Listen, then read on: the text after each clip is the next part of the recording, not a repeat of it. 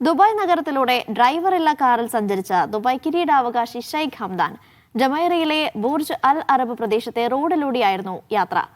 ദുബായിൽ ഡ്രൈവറില്ല കാറുകളുടെ സമ്പൂർണ്ണ സർവീസിന് ഇതോടെ തുടക്കമായി.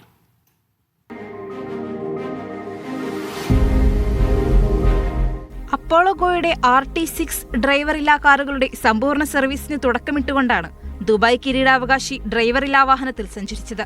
നേരത്തെ ഡ്രൈവറില്ലാ കാറുകളിൽ ഡ്രൈവിംഗ് സീറ്റിൽ സുരക്ഷയ്ക്കായി ഡ്രൈവറെ നിയോഗിക്കുമെങ്കിലും ഡ്രൈവറുടെ സാന്നിധ്യമില്ലാത്ത വാഹനത്തിലായിരുന്നു ഷെയ്ഖ് ഹംദാന്റെ യാത്ര.